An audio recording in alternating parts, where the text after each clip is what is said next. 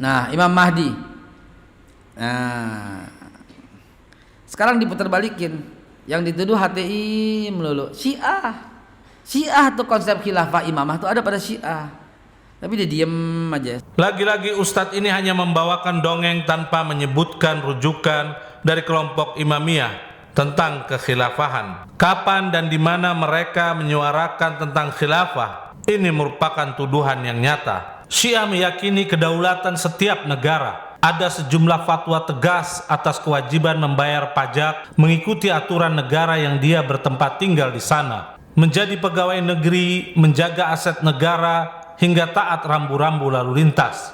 Seperti dalam referensi berikut. A. Buku Fatwa-Fatwa Imam Ali Khamenei jilid kedua, cetakan Al-Huda, soal 255, 256, 257, 803, 805, 806, 810. B.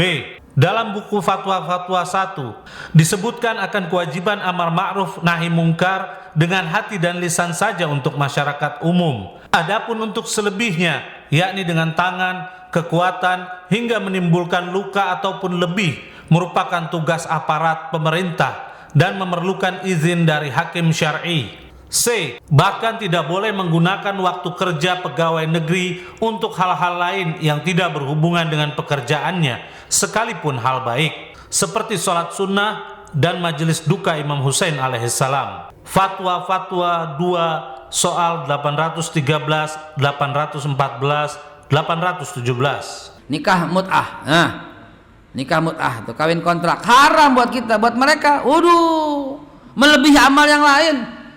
Melebihi amal yang lain dianjurkan. Bahkan apabila wanita itu sudah bersuami, maka pahalanya lebih besar. Anda bilang saya hoax, saya buka kitabnya. Saya buka kitabnya. Ya, At-Tahrir Al-Wasilah juz 2 halaman 292. Bahwa nikah mut'ah itu tidak perlu mengurus apakah si wanita punya suami atau tidak. Boleh juga menikahi dengan seorang yang berprofesi sebagai pelacur. Coba lihat. Legalisasi itu lihat.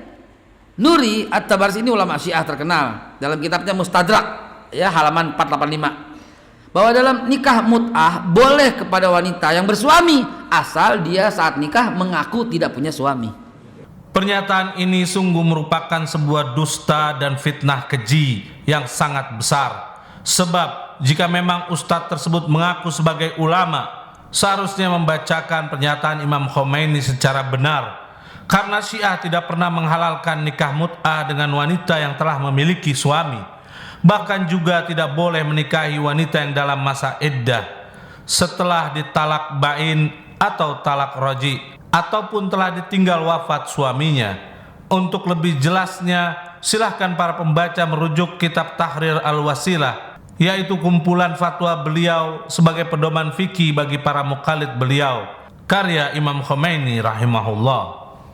Cara dakwah yang digunakan oleh ustadz ini sangat dapat ditiru oleh anak-anak, karena tanpa menyebutkan rujukan, sehingga cukup hanya mengandalkan guntingan-guntingan atau potongan artikel saja.